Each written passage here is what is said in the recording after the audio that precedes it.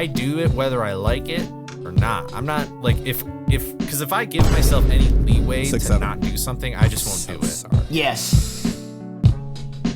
Really? I was not even trying to do it. I was not even.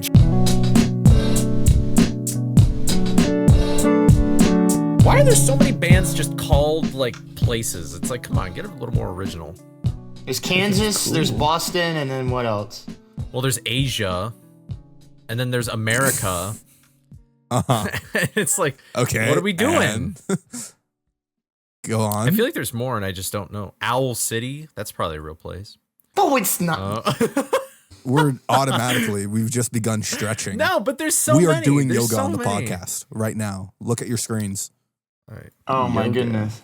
Bro is like doing the convo equivalent of like SGA foul baiting, like and like flopping. Like that is what's happening right now.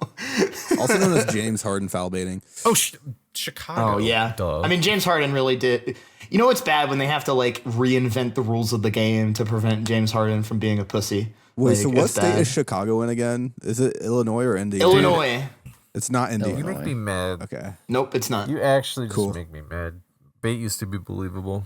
I'm trying to learn it. I asked again to reaffirm. It was one of the words. There's just no way you know what I mean? wouldn't know something like that. It was one of the slurs. I get not knowing all 50 I had to make states, sure I was using the right slur in the moment, you know.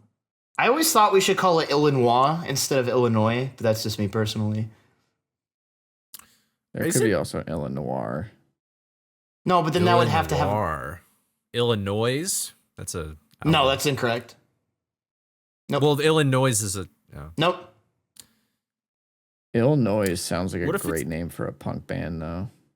Illinois. It's actually a jazz album, so nobody asked. I don't know. Well, we delivered. That's true. Welcome back to the podcast, everyone. My name is Nestani. Why are we doing this bit? My name is Jaxler. I'm DECosmic. And I'm Coley. And he's blue. Abu Da. He's red. Oh, blood red. Oh my God, he's yellow. I got the piss stone. Oh my God. It's a cube. He's got a Rubik's Cube. Hey, can you solve the Rubik's Cube? 3 colored Coley. Dude, this guy, I guess it's already so white that he's just trying to get some like melanin. Like he's trying to get some like skin tone he has, like, going. 3 different colors. He's like, I want to be oppressed so bad. It's like a printer. Bro saw the album cover art to Dark Side of the Moon, and it's like, oh, that's how I can get some melanin in me. Like that's how I do it. It's just like me for real, you know. It's a triangle in Pink Floyd, though. This is a square or a cube. Well, we know that you're a square, so you don't have to convince us. All right. Both in shape and personality. What does it actually mean when somebody's square? So they say be there or be square because you're not around. But yeah, well, so being a square is related to that phrase. Like yes, because you're not around, you're square. Yeah, I'm gonna look it up. And it would apply here because Cole never leaves his fucking room. So like, I mean, it also applies to me, but he also goes to like the gym, and then he comes right back to his room. Yeah, exactly. I'm defending him here. It means to be conventional, old-fashioned, boring, or out of touch. That I actually am all those things. Yeah. Especially out of touch. Well, he just owns up to it. He's like, shout out to my haters. They were right all along. Dude, and you know what's even crazy? I was so out of touch, I didn't even know what square meant. So, like, this is even more fucked up. Dude, I mean, to be fair, it's kind of an old phrase. Though, so really, you should know what it means. I wouldn't have thought that you would know what that. I mean, I it's pulled one of that those one like from Cosmic's childhood. You know. Yeah. It's true. Yeah. Yeah. That was like the lowest branch. You got a lot of work ahead of you, Cole. Last week on the podcast, Jaxler alluded to wanting to talk about something, and so now I'm going to put him on the spot. I didn't have him prep this before, but he said that he wanted to keep talking about it. But he was talking. This is all you're going to get, by the way. This is what I remember, and this is what I'm going to tell you. And this is my pitch. He was talking about how he did the interstitial thing, and he was like. He was talking about his brand, and he didn't really fuck with his brand, even though he's literally made his whole brand about like being the guy that runs the games that you haven't heard of. Now you're mischaracterizing what I said. So he's like, I can rant about this whole thing, and then he was also talking. Oh, wait, hold on, I have a notepad. What did I write down? I said Jaxler's interstitial spot brand future.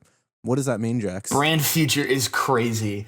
Brand future. So it was Jaxler shout outs to one. Jaxler's interstitial spot, comma brand, comma future. Not like brand future, like Future the rapper. If we were branding him with a stick, not that. Yeah, right. Obviously, the optics on that are not great. I gotta be real. I think to kind of clarify though, I think legacy is probably a better word than. Well, that's part of it. That was moments later after that interview. Somebody paid attention. Somebody a ball knower and knows the pinch and roll. It's like, it's over. Like, dude, I swear, the amount of people who call themselves ball knowers and don't know shit about the pinch and roll is honestly fucked up. We've really got to do something about that. We really have to do something about just slang getting so normalized immediately that people don't even know really what the slang means. They're just kind of like, I'm in the know. So, I'm a ball knower. Yeah, 6'7". I don't even know what 6'7" means, but I know the hand motion. It's nothing. It's funny because people have agreed that it's funny. Yeah. Hawk to us, spit on that thing. All right. Well, that's easier to understand because that's like an action versus like a number. What? Oh my god, I just got war flashbacks. Like, when was the last time dabbing? Transported you a decade ago, motherfucker. What's up? Holy moly. Oh my god. Now I'm getting war flashbacks to like people on my swim team trying to record some sort of video for when like the Harlem Shake was a thing. Oh, so like, yeah, that's peak sixth grade right there. No, I was in ninth grade. That was ninth grade. Yeah, that was bad. Maybe they were doing it. I don't know. I didn't know ball then. I didn't know shit about the pinch and roll. I didn't really have much to on the podcast right now. He's working on his pinch and roll game, I think. Not to be confused with the pick and roll. Anyway, you were talking about Jaxler's interstitial slot, comma brand, comma future, and you wanted to expand on that. Yeah, so I mean, part of the reason I didn't bring it up last week was just because we had a guest. We had a guest, so it's like it is a very much me focused thing, and the optics of a white guy being like, "Hey, I want to talk about this thing that's completely about myself." When we had a guest on, is just like, obviously, like I didn't want to do that, but it's like it also kind of encompasses more of like things I've been thinking about before and after that week. So for context, before the Legacy Arcane Soul River run, I was actually asked to be interviewed by Spike Vegeta and Bobby Burm. They usually do these like interstitial bits sometimes. Has anyone called him Spike Vegetable before? Not to derail. No, because that's ableist. Yeah, sorry, buddy. Ironic that you did get vegetable from Vegeta. No, it's not ableist because Vegeta is based on the word vegetable. Yeah. Oh, okay. Yeah. Oh, so I'm correct, is what you're saying. Oh, so I'm ableist. Okay, fair enough. Yes, the fact that you jumped to that instead of just what Akira Toriyama wrote. Woke is back. Kakarot, carrots. Again, I don't know ball. I don't know about balls. Yeah. So Kakarot. So the whole sort of pitch to me, because I was like approached by Spike before the event, being like, "Hey, we thought it'd be really cool to do like kind of like a segment, like like we're trying to do runner spotlights and like do like a." Here's like Jaxler's top 10 games that you've never heard of, but are 6-speed games that you need to know about. That was like the gist of the segment thing.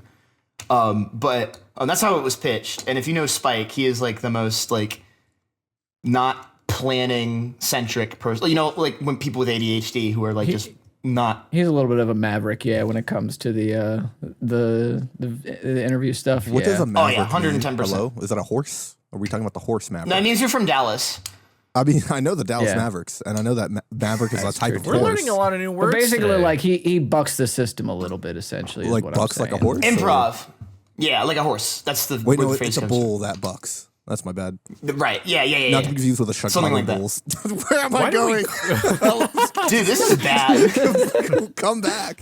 Michael Jordan. All of a sudden. What does the Maverick mean in the sentence? What were you saying? He was winging it. He was improvising it. Even though he was the one who came up with his own idea, as they say. He was YOLOing it. No, exactly. I'm genuinely asking. I didn't understand the sentence, and I don't know what Maverick. It is essentially so. I had like a longer version of it, but I brought up the more like the truncated definition, which is an unorthodox or. Yeah. No, this is from Google. This is from Oxford. Oh, okay. An unorthodox or independent-minded person. Yeah. So okay, he does things in an unorthodox manner when it comes to the interview stuff. He doesn't stick to the script. Flying by the seat of his pants. I will give you that because putting Maverick is a shorter word than unorthodox. So based.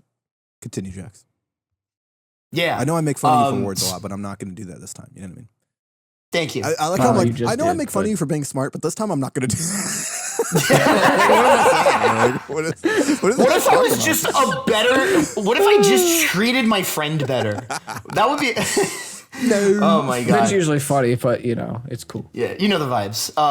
We do. Male friendships and all that. But that was how it was presented to me, right? As like this, let's talk about games that are off the beaten path, and kind of like, I was expecting, like some questions about like what happened this time? Oh man, I'm missing something.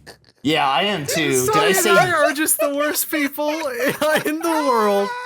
Oh wait, I get it. Off the beaten path. Got it. Okay, I understand. No, I don't think that was the I'll wait. Just go on. No, I'll wait. This is so stupid. We just both were like, this is our Twitch brain, bro. I'm so sorry. You said under, and then you had a really long space, and then I went. And I was like, dude, so dumb, bro.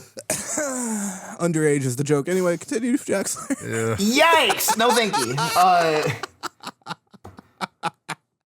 I don't even like having underage friends. Like, don't put that on me, okay? That to take out call like that. I do have a question before you.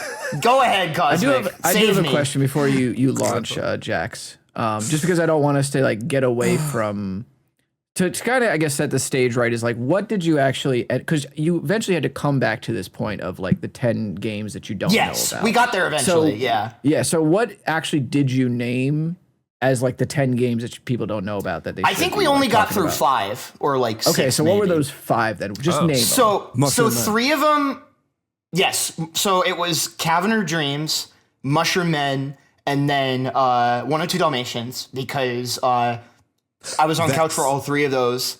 Vex was also number 4. No, Vex was the last one. Okay. And then Medieval 2 was the other one. Oh, cool. And so the first 3 I picked because he was like, hey, it'd be probably a good idea to also pick things that are either on the schedule or that you're a part of, because it would be kind of a way to kind of cycle back into the schedule and get people re-engaged. And plus, I wanted to talk about Mushroom Men, and I want to talk about those 3 games anyway, low-key. But also high key. But the one we didn't get to talk about that I really wanted to was Frogger 2. Just didn't have time, unfortunately. Yeah. That's a good choice too. But I can talk about Frogger 2 right now. That's not talking. That's pushing a button. But that is a good metaphor. That is what you do in Frogger. Representation. If you ever watch Jax's stream, that's all you're going to hear when he's playing Frogger 2. Yeah. That game is pretty demanding. Or if you watch Painkiller's world record, which is insane. Within like 5 seconds of Community Summer Best is where the world record is at. Wow. Yeah. Like every stage, like most stages, like the most time loss IGT is like within 1/10 of a second per stage. That is insane. Yeah, it is maybe one of the most optimized speed games I have ever seen. That isn't like Scooby-Doo a Mario Cyber Chase 64. That is also like another one that is up there. That's like even more optimized than like Beautiful Joe. That's crazy. So but before and then the last one was Vex. The last one was Vex, and I did get to end off that with a bit. I didn't also kind of, as we got through more games, I was like, oh, I only have like a couple sentences here per, otherwise we're gonna run out of time. For Vex, I literally just said, imagine if Mario Sunshine was a good game. But then after the joke landed, I was like, no, it's more so if Mario Sunshine, if every shine in the game was one of the secret courses where you didn't have the flood. That was basically my follow-up comparison. You should have called it like Mario, like what would Mario and Sunshine games for like the Wii. Nightlight or something? Mario Moonshine. Mario Moonlight. Mario, we got still out here in the middle of nowhere trying to get Super Mario Midnight. something like that. That sounds Super Mario Twilight. Wait, that might be a bad idea. Yeah. Okay, I see the vision. Mario if he was edgy, because that's how you originally pitched it to me. So. Yeah, exactly. Yeah. So, like, what comprised like the most of the first bit of the interview was like kind of talk. First of all, like it was directly before Legacy of Kain. So I got set up on stage for that. Then I went back to get set up for that interview bit on the couch with Spike and Bobby Byrne. And then after that, I immediately had to run and go and get prepped and get the final checks done, and then we were good to go for the run. But so like first like bit of it, and I can link I'll find a video link for it later as well for those who are interested in watching the whole thing and not just word of mouth. But started off kind of like asking about the game and how I what people should look forward to it, but also like how did I end up being kind of the person that specializes in these weirder games, and how do I find those kinds of games, which I've kind of talked about that on the podcast before, so I won't repeat like a lot of my answers here, but there were like a lot of the big thing was that, especially in that first bit before we got to like more questions about me, was just like basically Spike said something to the effect of like that I was on his Mount Rushmore of speedrunners, and that he kind of originally had this perception that there were maybe only like 50 good speedrun games out there in the world, period. And he kind of pointed to me as someone who kind of proved him wrong on that assessment, that there's way more out there.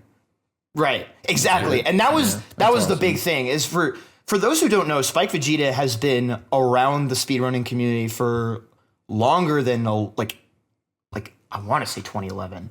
I could be totally wrong. Damn. But like boomer. He has been around. He is a omega boomer in the speedrunning community, and he's still around and still,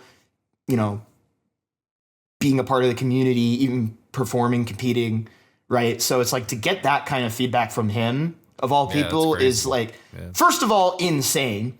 But there's, at least that's kind of how I interpret it in the moment. But it almost like I didn't know how to take it, especially in the moment, because this is going to sound really bad, but when people give me that level of like praise or like appreciation for who I am and like vouching for my character, like directly to me, usually that happens when someone's like trying to talk me off the ledge, or like, it's like they think I'm like, oh, you're about to die soon, or like you're on your deathbed, you're in hospice. So I'm like, obviously that's not the case, but that like intrusive thought like always like creeps in. And it wasn't just Spike, it was with a lot of people who were just like, friends expressing that they were so grateful to see me and that they really appreciated me being their friend, and like, stuff more in the direction of what Spike was saying, right? Where I was just like, when it like, it's been happening a little more and more each event, but like this event in particular, it felt like a lot. And my brain is like, okay, so what are we doing here? But they're trying to get you to stream more so you can push for a Twitch partner. Oh my God. No, we'll get to that. But no, we'll get to that. But it's just like that intrusive thought was kind of something I was also fighting over the course of the week. But that was like really something I was struggling with going into GDQ, is that it felt like people were only like really reaching out to me or talking to me when I was doing something visible on the internet, right? Or unless I went out of my way to spend time with them.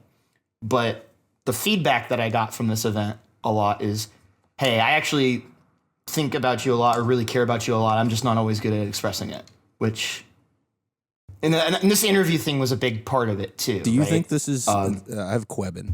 Do you think this stems from,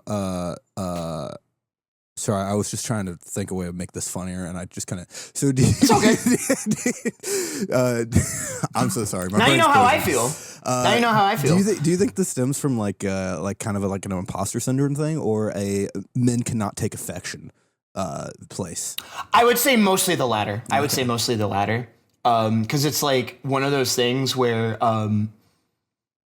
I recognize now my position in the community is like someone who everyone seems to know who he is, type of thing, where it's like I'm a very, not like famous within the space. Nah, I know what you're doing. But it's like So like as that's changed though, part of it has been like, oh, are you actually trying to engage with me because you want to get to know me, or is it good for you within the social strata for me to know who you are, type of thing, which I have noticed in a couple of cases in the past, or at least I've gotten vibes of that in the past. You know, I don't want to say 100% that's the case, but like, you know, he's talking about me. Everyone.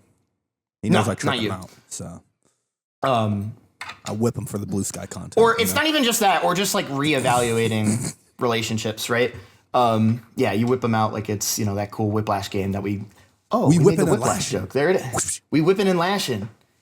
Just like that one Clip song. Finally got to listen to that album, by the way. Really, really good. Anywho, so there were a couple other good questions too. Again, I'm not gonna like go over like all of that. The whole point of me bringing up the interview was to kind of bring that like this kind of dynamic that was going on for me at the GDQ event, right? Where I was like wrestling with the fact, like coming in wrestling with that fact of like feeling really isolated and feeling appreciated for what I did, but then being told I was appreciated for who I was and sort of my values, which was really helpful. But then kind of like as the week went on and I kind of processed that, because that was early in the week, right? So I had a lot more time to like process that after I had done both of my runs at the event, because, you know, I was really stressed for Legacy of Kain because that game's fucking hard. And so that, you know, that basically that the thing that stuck out to me the most was, you know, Spike. And there were a couple of other people who said it too, I think kind of mimicking Spike after the interview a little bit. You know, kind of, oh, you put it in the words that I want to use type of thing, is the Mount Rushmore comment. And something I've been chewing on it for a bit, and I still have been, because while that is like extremely fucking high praise, if you ask me, and one of the big not like insecurity things, but things I've been frustrated with myself, is I feel like I've been like a mixture of limiting myself and like phoning it in for the past good bit. And I've kind of feel like in some ways I've kind of changed the way I approach doing things. That feels like at odds with the kind of speedrunner that I want to envision myself being. Because like when it comes to his comment on like the Mount Rushmore thing, I think you were to say like, oh, GDQ performer or like community member. Sure, I can accept it like that. But if it's from the context of like Mount Rushmores of speedrunners of all time, like that, like I don't think is true. Like you could if you believe that, then that's up to you. But my thing is like, it stuck out to me because I was receiving comments like that when I feel like I haven't even been living up to my own potential as a speedrunner, as like a competitor. Because one thing this is a pattern I've been really frustrated with myself too, is I'll do a GDQ run or like get a big, you know, or get like a goal that I'm within like 75 to 85% satisfaction with, and leave it there. And I very rarely come more. No, that's exactly it. And I have historically struggled with coming back to speed games I haven't played in forever. Unless I use me submitting it to an event as fuel for me derusting it. And even then it's been like a mental uphill battle, right? So it like that whole thing, like just sorry, I just looked at voice chat and that oops. Anyway, I didn't say it good out joke, loud. but yeah, no, you didn't. Yeah, you kept it in, and I shouldn't have clicked on that chat. I should have known better. So what I'm trying to say basically is it's like I had been, and we've talked about this before with like the jokes with the chronic unemployment shit and like just the what do I do with my life direction type of thing. And like to me, like that kind of like comment of like being on the Mount Rushmore and me feeling like, oh, you're putting me on your Mount Rushmore and I'm not even like a half or a quarter of what I could be doing. I don't want to say pissed me off, but it like it kind of it flipped a switch in my brain. If that makes sense. Lit a fire under you. It did, kind of. You're looking for. Yeah. It lit a fire, but it also I'm someone who has to learn shit the hard way. I have been, especially last year, I had been trying like in more ways than one just to like find a life direction for myself that kind of like fit a standard or do what I thought would make me like secure emotionally, or my parents secure, like trying to find like a more traditional 9-to-5 job, or like trying to like, pick up video editing and show like, hey, I'm trying to learn a new skill and make this a thing, So I'm like, my biggest thing as I was driving back is I'm just like, I need to just drop the fucking bullshit. And I look at it now as I am in a very unique opportunity to do like shit with speedrunning that maybe no one else can right now. Not because like I'm especially like gifted. Maybe I'm just really good at learning. That's my superpower. But also like I'm at a point in my life where I can really do this shit. Yeah. In pain right now. That's the thing is like different speedrunners have their different things, because once you get over the learning hump, you are a monster. And the amount of people I'll actually say this because your name did come up in a conversation about this. We were talking about an archetype of speedrunner where if you see them start to stream the game or start playing or running the game, you give up because you know that there's just no hope for you, that they're just going to crush everybody on the leaderboard type of thing. I feel like I don't when they set their mind to it. Yet, I'm not gonna lie. Yeah, but you're of the archetype, if that makes sense. Sure, but I'm not microwave. Okay. That nigga's different. Yeah, exactly. Yeah. I'm not there. Well, you have the gift. You just aren't there yet. Yeah. I think I need to lose some more hair so I can get there, but go ahead. Yeah, you gotta keep the weight off from dragging you down. It's like extra aerodynamics. In a weird way, like me trying to like focus on like either packaging what I do into a career format, or like trying to expand myself to do other things that I either wasn't really good at or didn't really love or enjoy, shit that made me miserable. I was just like, it was getting in the way. I realize now that I was getting in the way of, basically I feel like speedrunning is the thing I should just be doing now for the rest of my life in some capacity. And whether that's doing runs or commentating, supporting, volunteering, who knows, right? But it's like, I have this gift thing and I keep trying to find excuses to not go in all in on it. So my mentality shift coming out of this is like, okay, now how do I go all in at this point? Right. Cause I like that's my thing, is it's just like, I'm probably going to be within a few days, like out of top 20 in SpongeBob movie. What? And yeah, exactly. Like I'm washed in so much shit. And it's just like, I was thinking about it too. Cause like sometimes soap, like, so you're not washed in shit. It kind of defeats the purpose. Yeah. It's kind of, kill me. Shut up. Just go ahead. That was just so not funny. No, you're good. Ugh. No, you're good. This just like, probably because of the shit. Yeah. Same shit, different ass. Oh, that hurt me to watch you bang your forehead on that. That did not look good. Yeah. I think he's brain dead now, bro. He just Well, oh, okay. I think he already kind of was. This just kind of like, People have been saying it. It's one of those things where you kind of have to like bang the console to get it to open the disc tray. Yeah. Oh. I'm gonna have to deal with that later. That sucks. Yeah, good job, buddy. You really did that. Yeah. That sounded as bad as it, or I guess that was as bad as it sounded. It doesn't hurt that much. Yeah. But this mic is harder than I thought. Oh, the thing made of metal and hard plastic is rather... Well... Is this harder than my cock? I don't know why, but the fact that you unsheathed it made it worse. That was just diabolical. Yeah, I like how you just circumcised the microphone to just check it out real quick. It just dropped its pants. Like, god damn. Take me to dinner first, man. Shit. Sir, your mic's fly is down. No, you're good. You're good. I'm sorry. This is like a... No, don't be sorry. No, it is a deep thing, but if it's like deep the entire time, then it can be really deep. Speaking of hardness. Hey. All right. Bada bing, bada boom. But so I guess like that's my thing, right? Is I'm just like, I just need to get over myself and cut the bullshit and just start doing more shit. So I'm still I don't have like obviously that's the sentiment. I don't have like fully actionable ideas, plans yet, etc. But it's like, part of it also, I'm trying to give myself grace too, because my mental health is not in the best state, because we're trying to figure out meds that work for what I have. I think, there's a chance I might be getting an OCD diagnosis coming soon. Maybe that's a separate thing we talk about later. But for a future episode.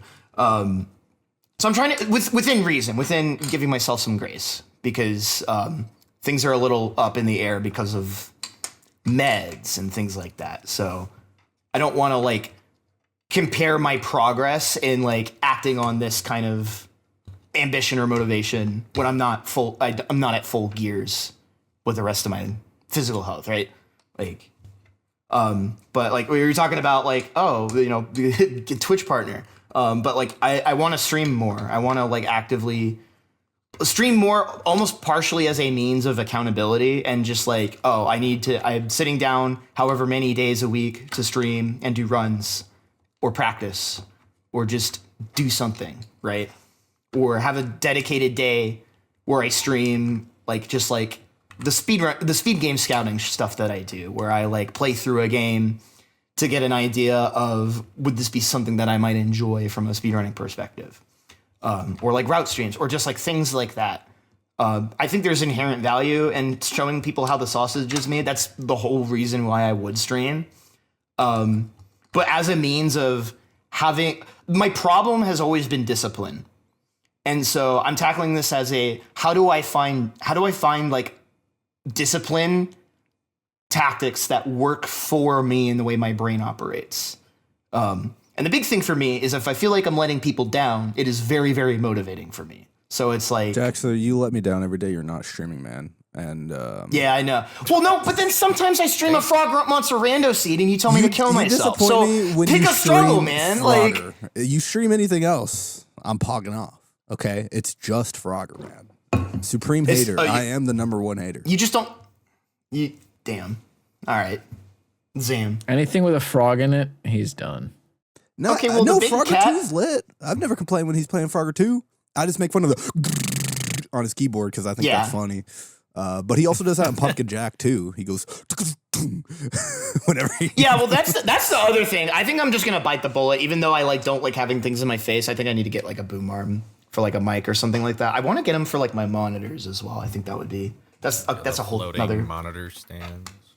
Yeah, just so I can like position shit. The problem is that I like to play with my elbows on the table. This is a very side note. I play with my elbows on the table, and like the mouse pad desk mat combo thing that I have like would be resting on top of one of the monitor stands, essentially like the feet of the monitor.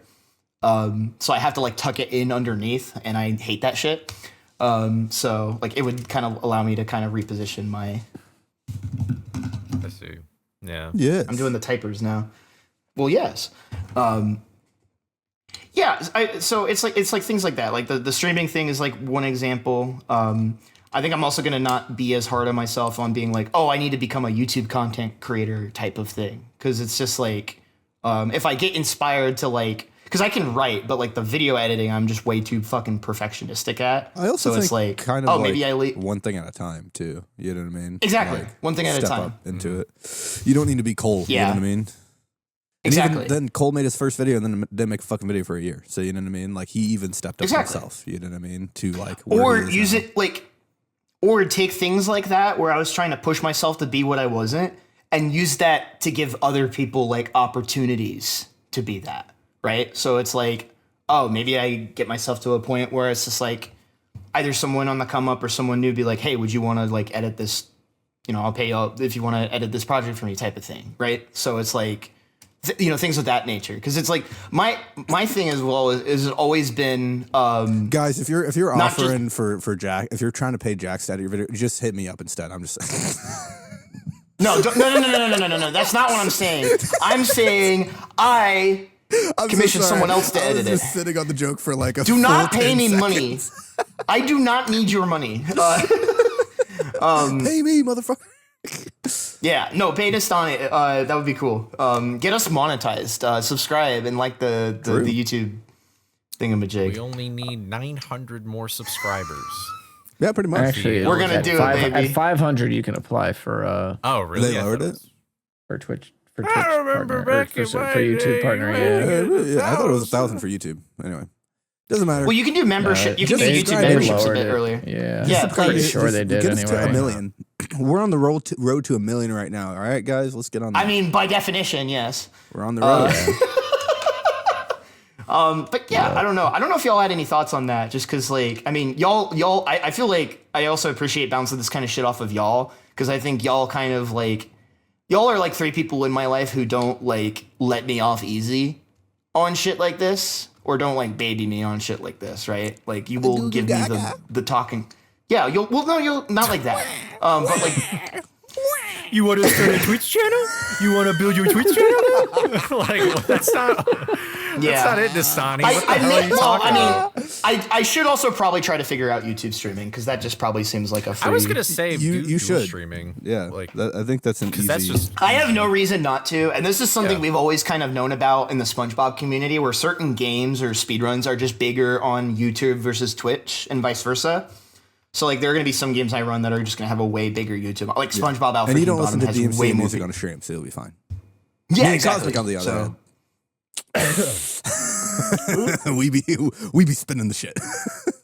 And that's like the thing, right? It's just like me getting out of my own way, where it's like, oh, I have to figure this out, and this will take time to set up or whatever. But it's just like, you know, just shut the fuck up and do it already. Like, you know, like, and also just like trying to figure out how to build accountability systems build a bridge in right now for while I can't, you know, regulate some of that as well with my mental state, right? Like, be like, oh, I'm going to set up this schedule thing, right? And like, you know, setting up that is one thing, but also like, oh, how do I enforce that? Can I get help outside enforcement on that type of thing?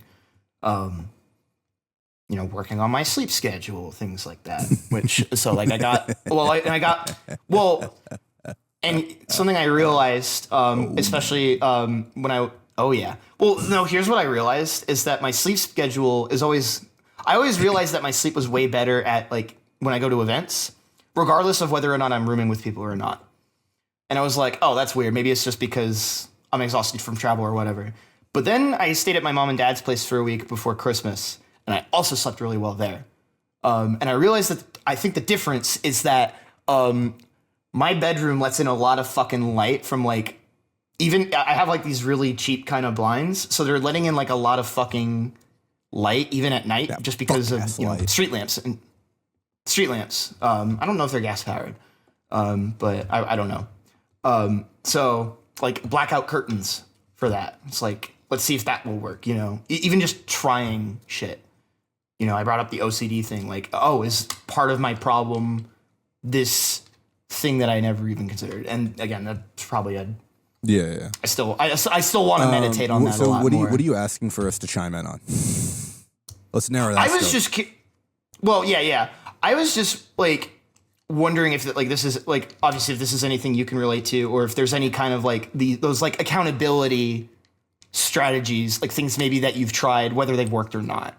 Like, because like part of it too is like, obviously y'all, I feel like all three of us to an extent are kind of heading in, you know, maybe Cosmic a little less so, or maybe it's just less vocal about it, but I feel like we're all kind of I think. Yeah. He's just kind of, but like we all have like a direction and like things we're trying to like build towards, right? So like, you know, maybe you have like, oh, like this really worked for me. Do any of you want to go first? You just want me to just jump in, or how we want to do this? Fucking go for it. If they had anything like cooking that they wanted to fly. The floor is yours. Okay. Yeah. I think so. I think the big thing that stands out to me is just like the discipline part, which I think for me recently has been a very tough point for like the past, I would say, 2 years. I feel like I haven't really been like actually disciplined. Well, in terms of like speedrunning, since like 2023, like realistically, like, cause even like 2023, that's when I got Lunasis in, I did Puppies runs, and then I learned Fire Emblem. I did all that in that year. And then I happened to get Fire Emblem in 24. But for 24, I basically didn't fucking speedrun. I speedrun like hundo for like a month, got a record, and then stopped. Yeah. And then I was like, okay. And then I haven't really done anything since. Smile. And I think a part of that was just me moving on and doing more things. Not being as interested. Yeah, I just wasn't as interested in the hobby itself. But even still, like, I don't know if it wasn't that I wasn't interested in the hobby or I just didn't have the discipline to learn new games. And I think that was more of the issue. Because literally today I was like, oh, I've done my job. I should play Transformers. And instead I worked out. So that should tell you how much I don't want to play Transformers. Yeah. Because I decided to work out instead of playing Transformers. Insane. Especially with my workout habits. It's not good. Yeah. But I think for me, a large thing that I've been noticing is that if I don't have a target on someone, something, if I don't have like a grip of like anger, I can't get anything done. And that's been something I've been kind of working on for the past 2 years, unsuccessfully.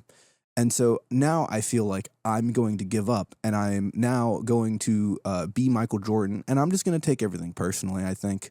And that's kind of where I'm leaning towards because I'm like, look, man, if like I've tried this thing for like 2 years trying to just like be an honest, good person and, you know, fucking like get to it, guys, and yippee. It doesn't happen for me. So now, like, because it's funny because like you could argue that while I've been doing my vocal lessons and stuff and I've been getting better at singing, but also while I'm doing that in my head, I'm like, I fucking suck. I'm horrific, trash, garbage. I can be so much. You know what I mean? That's what's going on in my head.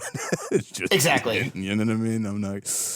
And so now I'm kind of like, I remember, I think I said it on the podcast before where I was just like, yeah, I want to not have to be angry in order to do things.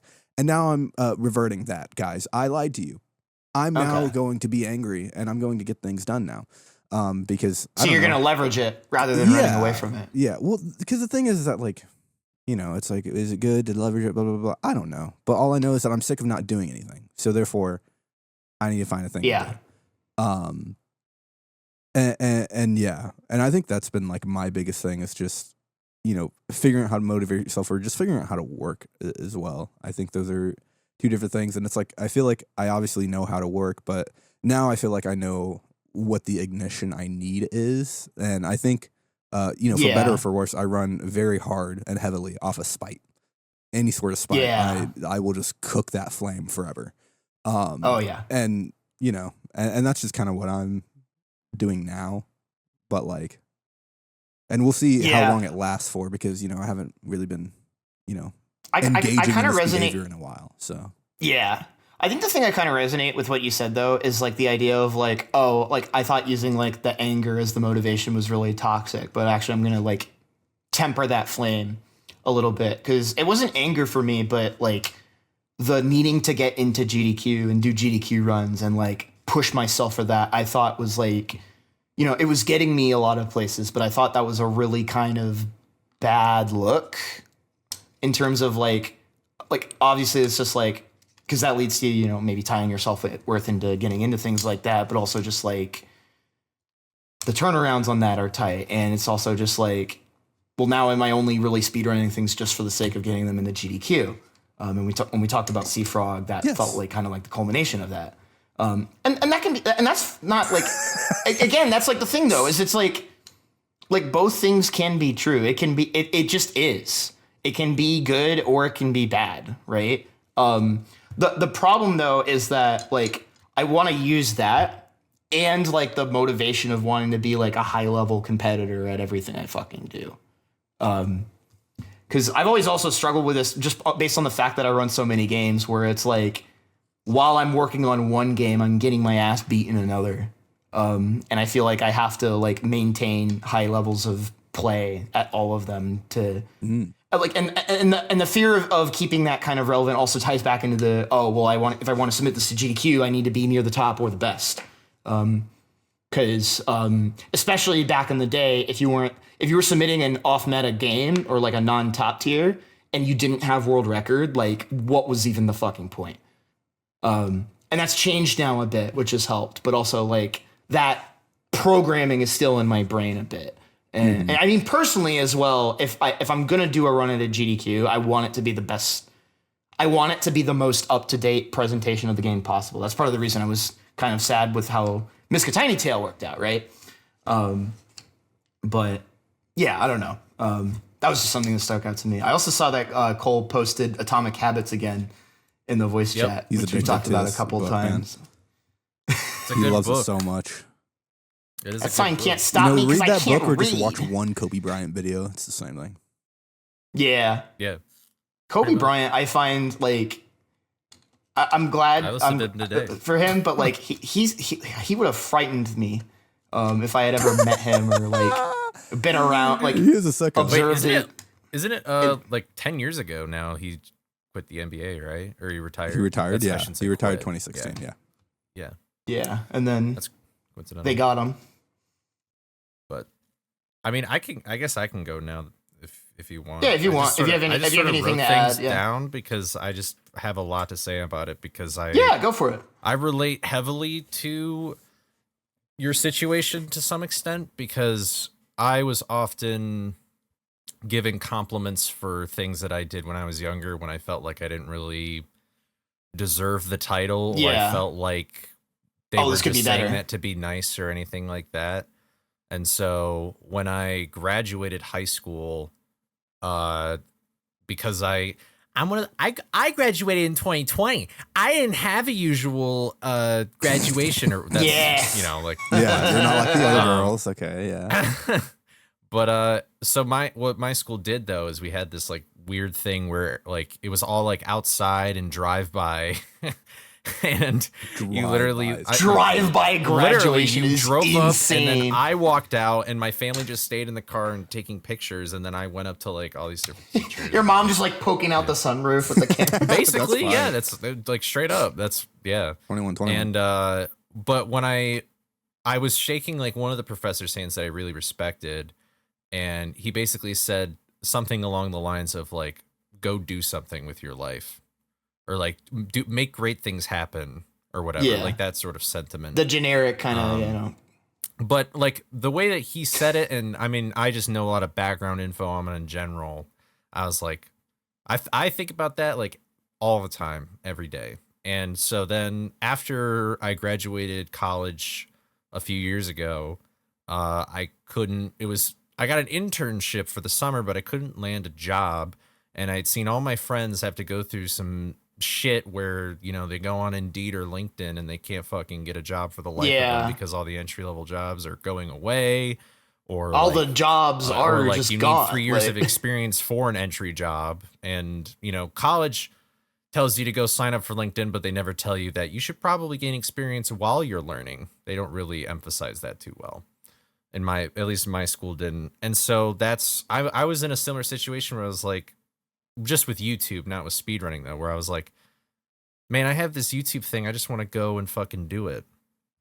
But I like hearing the fact that you're saying don't do it all in one go. Yeah. Because that's very not wise. I'm kind of an idiot in some ways for doing things the way that I have done, but I guess sometimes you need to learn lessons the hard way. Like I'm one of those people where it's like, my mom especially would be like, don't do that. You know, like this is going to happen. And I'm like, I know you're probably right, but I need to experience that consequence. Otherwise it isn't real. Like, you know what I mean? It's also better to do something wrong than not at all. Yeah, for sure. But like when I was in college and I was like trying to figure out myself, I mean, I'm still trying to figure out myself, but I think the 3 big books that also James Schultz sort of recommends as well, which is ironic, but I read them before I even knew that guy's channel. He's like a deep work YouTuber, like study with me guy. But the 3 books are Atomic Habits by James Clear, Deep Work by Cal Newport, and then this one's people don't like, and I get it, but Can't Hurt Me by David Goggins. Because, you know, whatever. You know, Deep Work talks about work ethic. Atomic Habits talks about discipline, and then Can't Hurt Me is basically like David Goggins. It's just like you could like you could have nothing and still at least try and build something up for yourself or whatever. Exactly. Obviously, it's pull up by your bootstrap. Like, that's not what I'm trying to say here, but like, you know what I mean? Like, it's, but I read those books, and like, I don't really ever take discipline into consideration at all. In fact, I think I often treat myself that I have zero discipline. And the things I learned, at least in Atomic Habits, is that I got to set up systems so that I do it whether I like it or not. I'm not like, because if I give myself any leeway to not do something, I just won't do it. Sorry. Yes. Really? I was not even trying to do it. I was not even trying to do that. It left my mouth before my brain caught up to it. Dude. But yeah, so like, I don't even put discipline in the equation. Like, I don't even want discipline to be anything. Like, if anything, the discipline just comes in the prep work, but in the actual execution, it shouldn't be there at all for me. Sure. But this is something I still do, and I did it yesterday. I did it last night because I couldn't fall asleep. It was like 4 a.m. or something. Download it, TikTok. I started scrolling. Yep. All just titties. No, write down everything you're afraid of, insecure of, doubtful of, guilty, everything. Just put it like on paper or in your phone, and just know that they're all distractions. You won't, like, you'll still be distracted by them, but I like just putting them down to solidify and know that they exist. Sure. If you have something floating around in your mind, it can be a little bit tougher because then you just try and, at least I try and just wave it away. But like, when I write it down, that makes me, it's like, yeah, I am afraid of this. I do feel guilty about this. I don't want to do this. And the thing I found too, on a similar note, is like, just because a thought pops into your head doesn't mean that you actually believe it, or that the content of the way that thought was worded is what actually that thought means. And so, you know how like you do math on paper, so it's easier to like do the addition, right? If you write down the thought, then it's easier to be like, oh, this is actually pointing to a different emotion or pattern of behavior type of thing. Yeah, right? that's a really great way to put it. Yeah. And the inverse can happen too, that I've noticed, where I have thoughts about things, and like, when I'm like writing about it or talking about it with somebody else, then what I actually think comes into the forefront. And it was sort of like implicit. It was unconscious. Like, I wasn't even saying it, you know? It was conscious. So weird. Conscious. Yeah. Okay. It's been reaching. Yeah. It's been a big thing for me too. And this kind of goes back to the OCD thing, where it's like thoughts just like happen at me compulsively. So it's like, I've had to develop that kind of a system where it's just like, I have to accept the fact that thoughts will just happen in my brain at random and constantly while I'm trying to exist. And I just have to understand that that's whatever my brain is doing, rather than me, the person, actually thinking and feeling that. If you're not careful and you let that shit go unchecked, then it becomes how you actually feel. But it's like, you know, but again, that's probably getting into OCD shit. It's a lot of balance and stuff like that. And, you know, I guess I'm getting general advice to just anybody, really. That's chill. Clearly directed at you, but like, this is financial advice. The stuff so what you're going to do is you're going to start a Roth IRA, and then you're also going to get some mutual fund. No, but for legal reasons, this is a joke. Okay. Do not. Yeah. But like, there's a balance between being very rigid, and then there's also like the other half where it's like, just like, I've been getting really into like Taoism lately.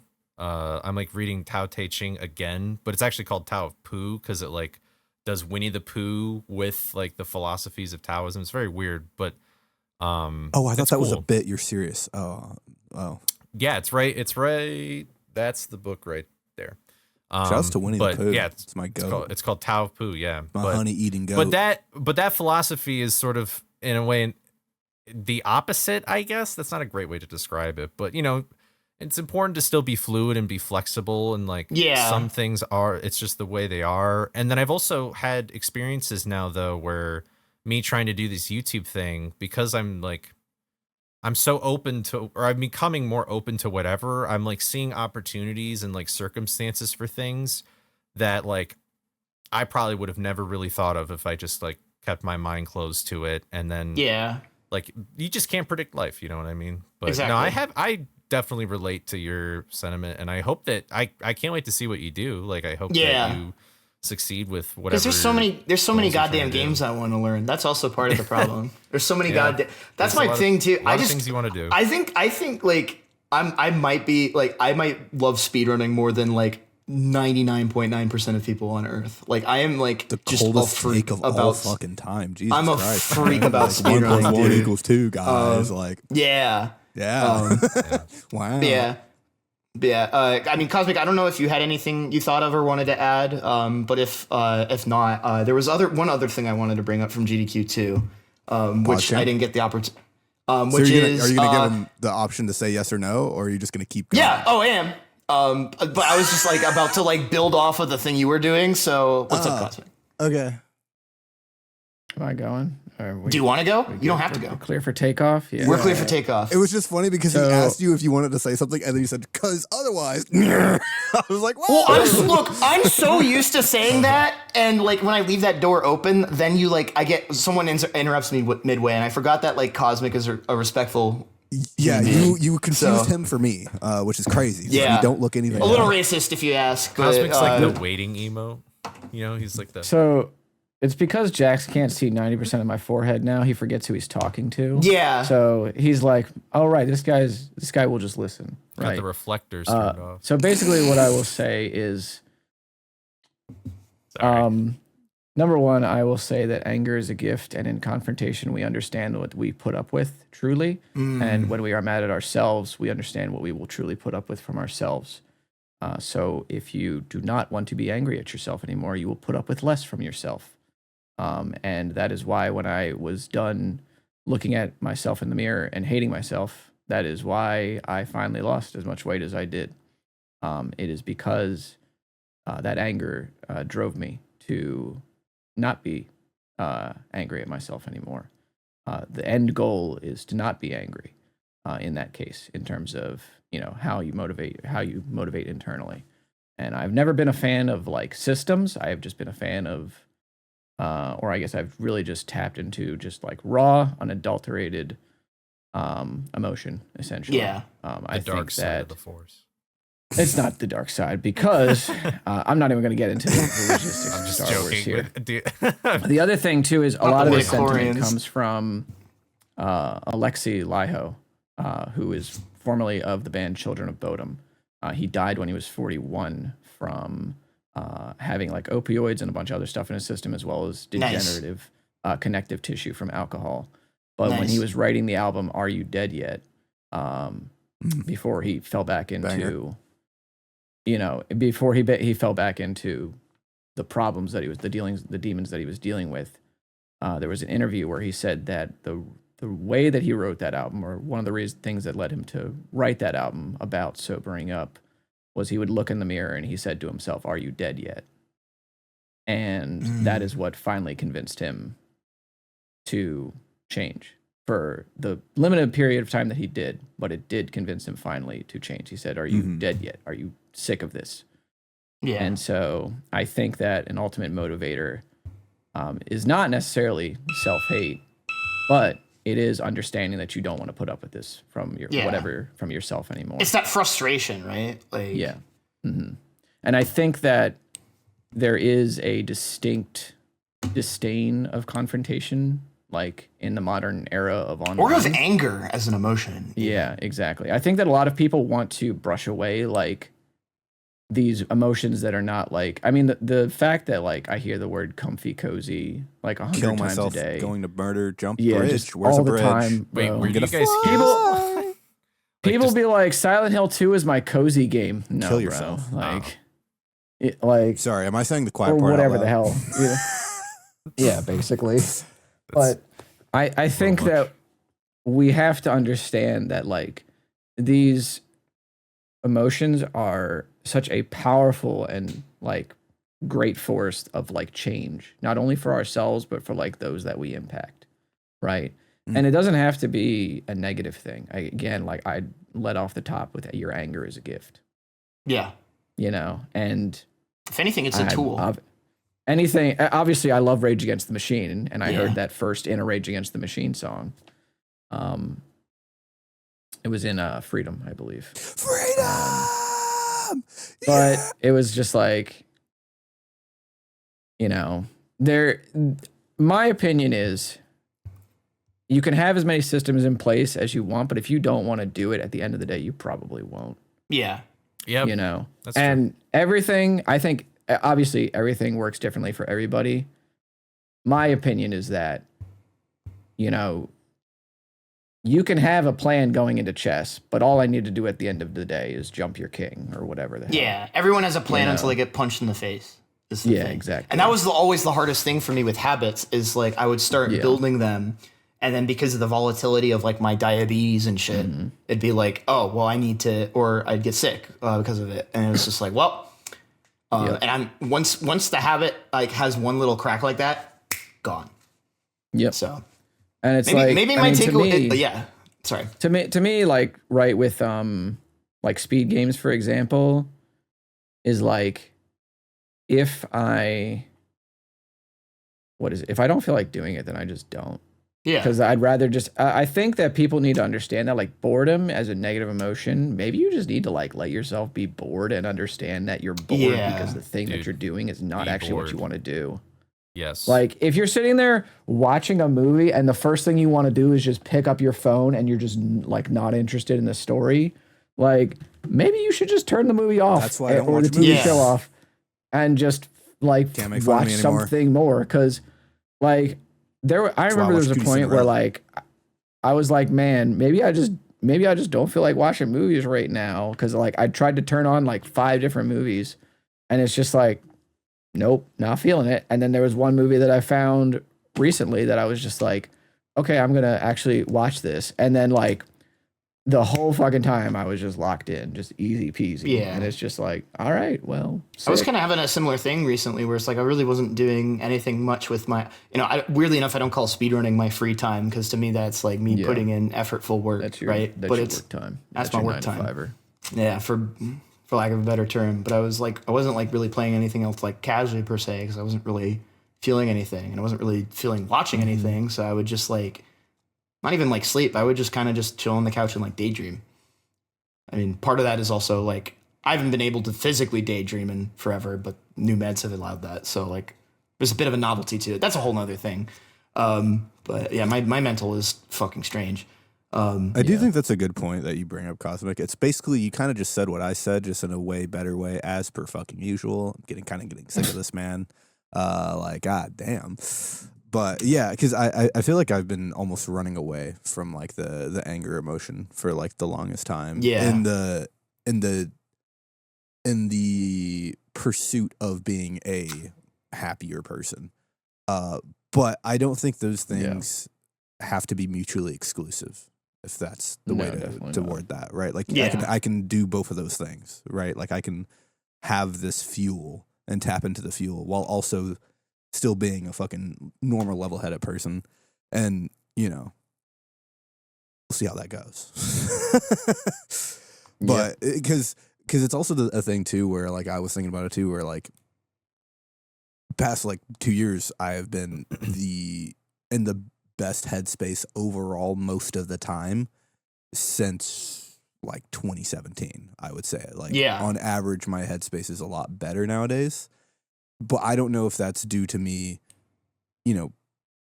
just dealing with my own shit, or if that's due to me cutting off the anger fuse. Trimming the always fat. had lit, because I always had this anger fuse. Yeah.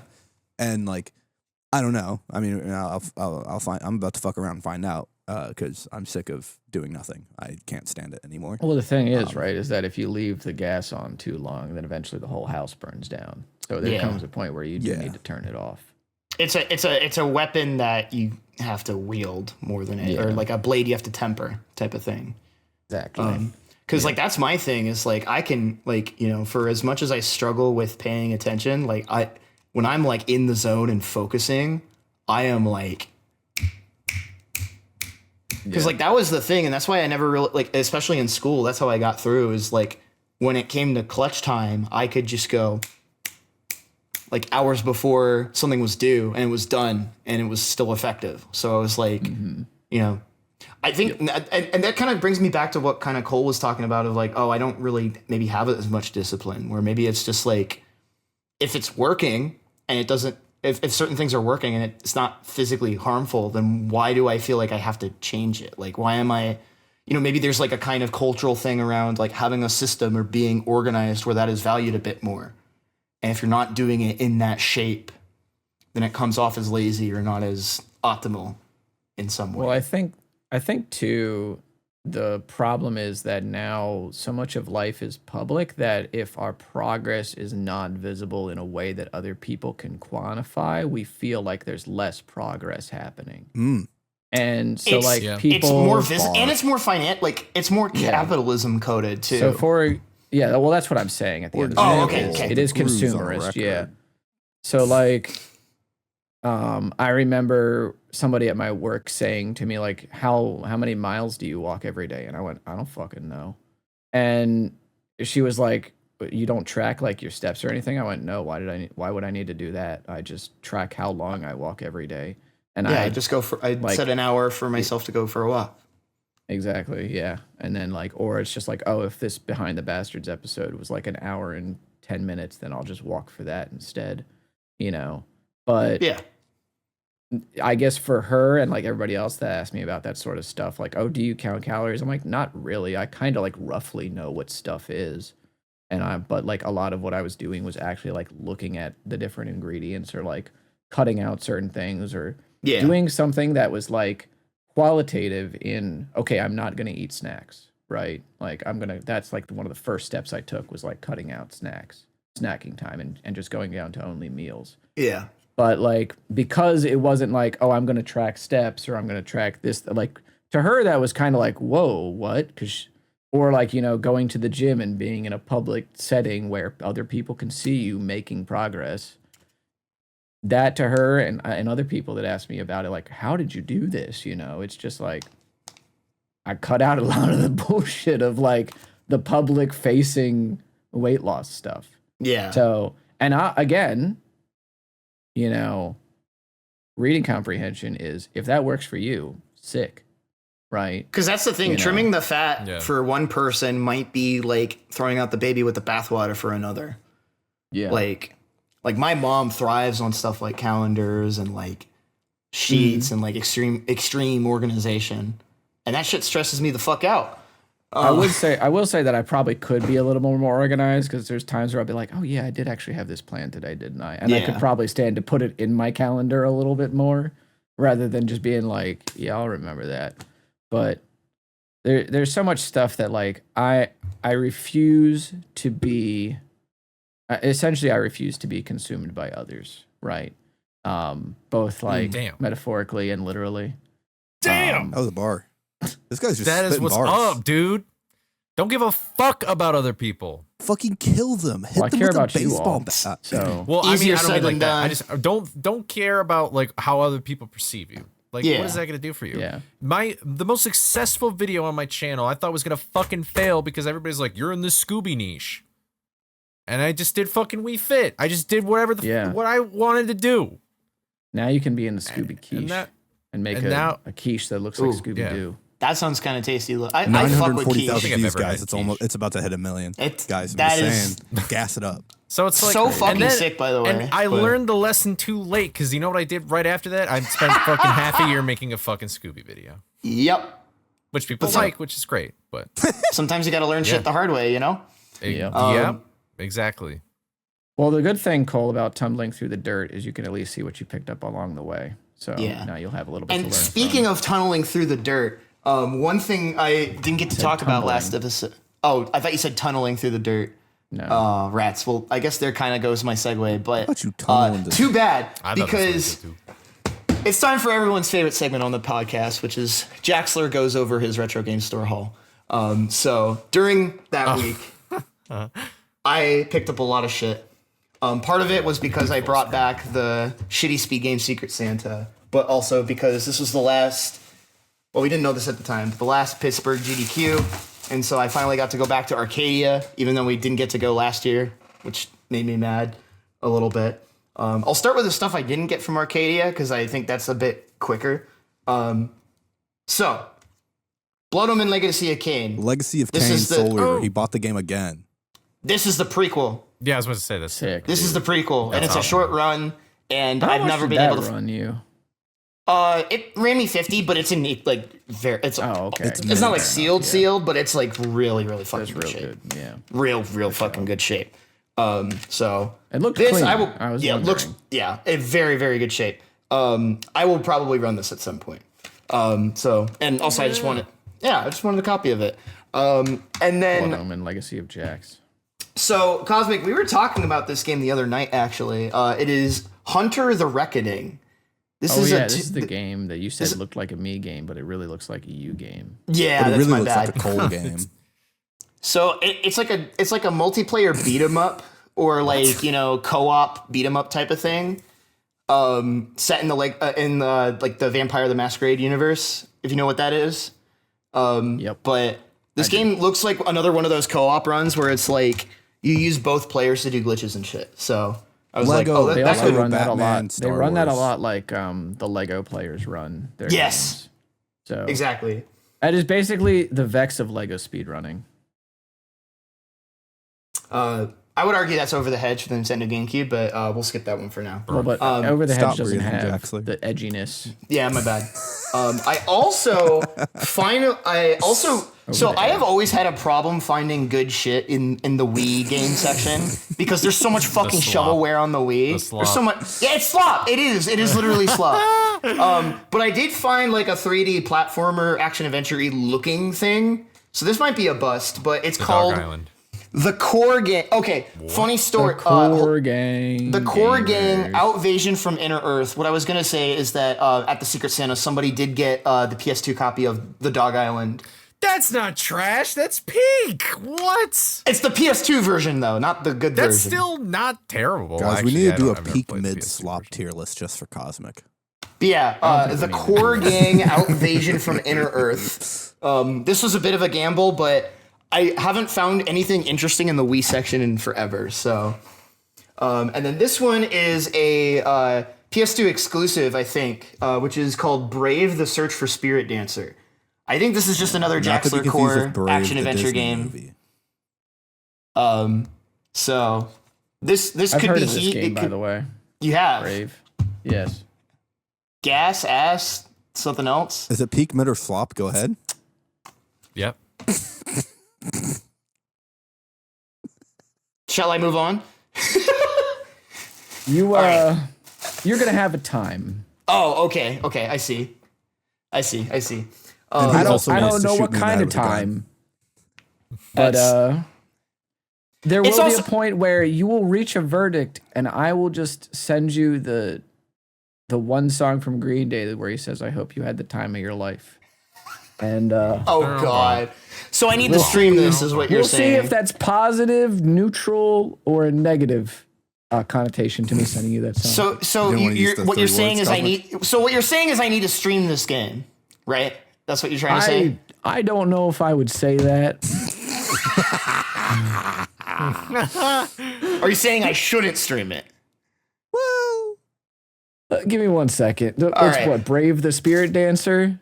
Yeah, Brave: The Search for Spirit Dancer. The Search for Spirit Dancer, yeah.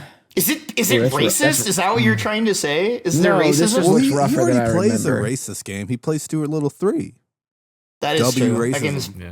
W See, I didn't know racism. what you were That's my talking favorite about because racist I've game Jax plays. He said Tuck earlier, and I still keep thinking about it. Do you think Stuart can tuck? I didn't know if you were talking about the racist game that I play, which is Resident Evil 5 with like the zombie Majinis that come out of the huts with the spears and shit.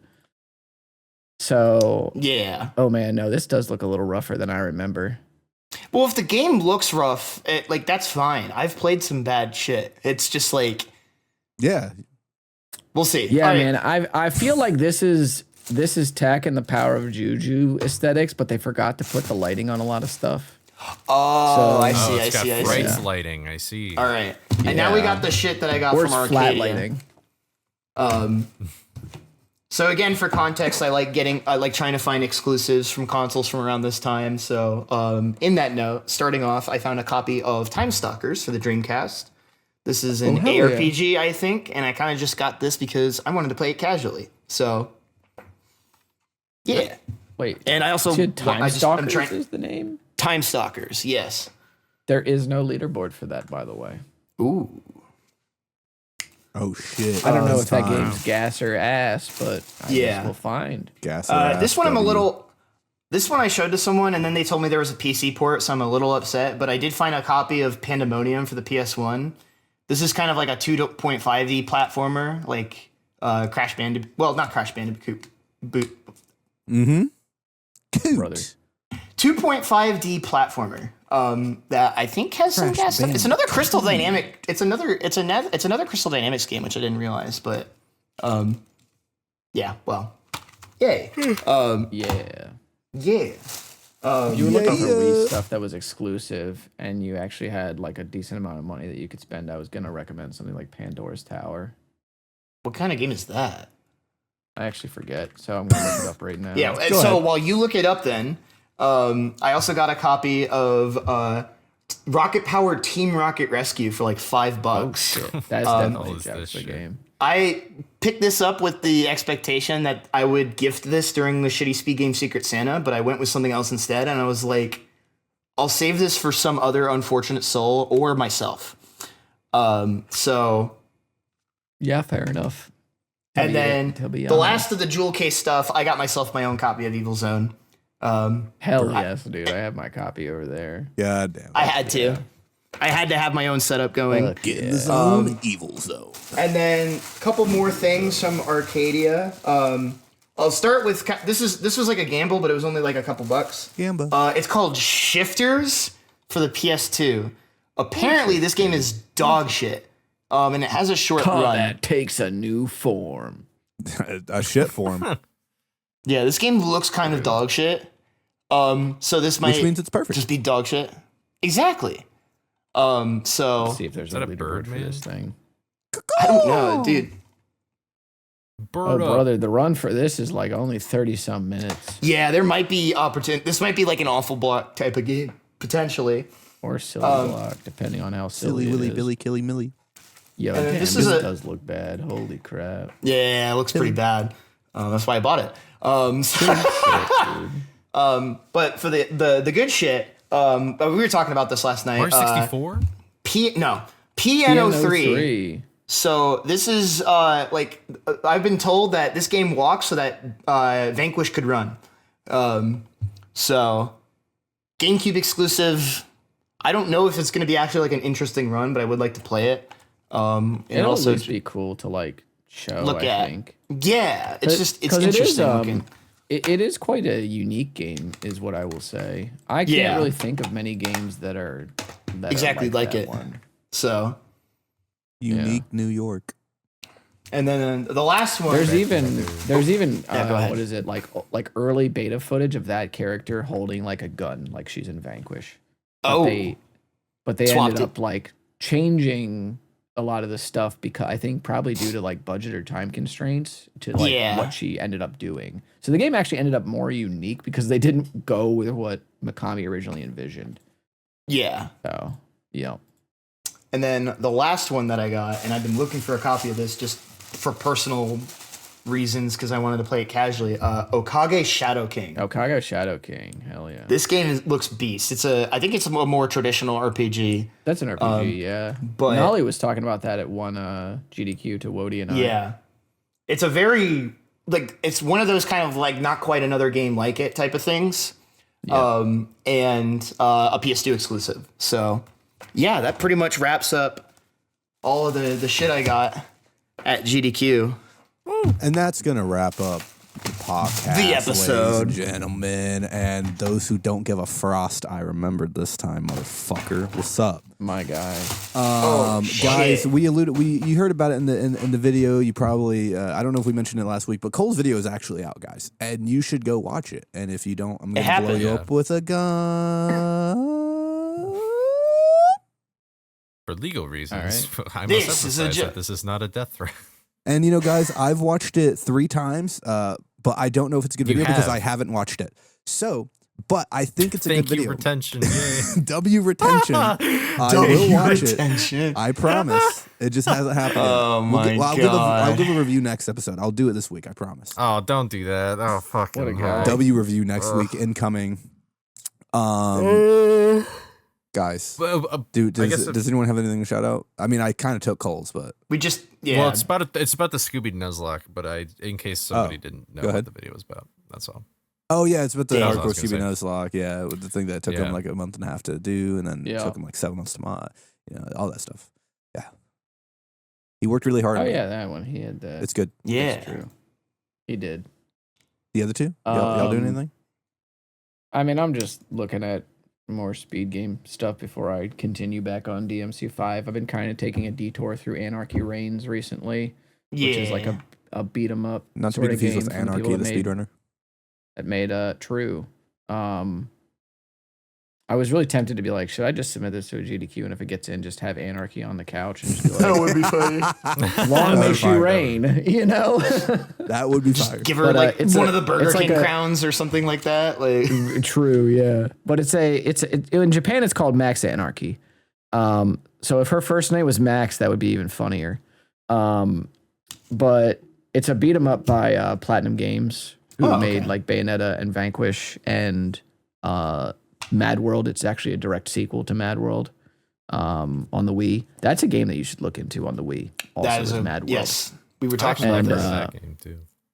Pandora's Tower, by the way, is an ARPG. Gotcha. It's an RPG, yeah. And Arby's. And it's it's fun. It's pretty cool. It looks pretty cool anyway. There's also puzzles and stuff you got to solve. But anyway, hell yeah. So I am looking at that as well as I am looking at the. I will have done it yesterday. By this point, I am going to be looking at the Dynasty Warriors Origins DLC to see if there's any sort of cool speedrun potential there. Maybe like since they're shorter campaigns, I got to at least look at it to set up the leaderboard for it. Yeah. Decide on rules and all that. Because I guess if you mod for Mushu games that don't have proper campaigns long enough, you forget how to make rules. So you need to have me do it instead. But that is really all that's going on with me. Yeah, and I guess for me then, I don't know if it'll be streamed yet or not. I will probably put it out on socials if it is. But we are doing a speedrun stage at a local charity gaming LAN event called the Llama LAN. And I will be running Neopets at that and kind of also just hanging out with other bunch of speedrun people there. So if you're from Indy and are going to that event, feel free to come and say hi. Nice. Gaming. I think I'll be doing Neopets for that. Did I say that? You did. I don't know if Yeah. Okay, Neopets, the darkest father. Is that it? The darkest. Yeah, I think that's it. I think we can. I think we can let them go. In theory, yeah. I hope I will be streaming by the time you see this, and if not, just know I am still in learning hell. But hopefully, if I'm not streaming, I will be a little upset. But hopefully, I'll be streaming soon. That's all I have to say. And the thing I'm going to be streaming is gas as fuck. So, but anyway, I can confirm. Goodbye forever.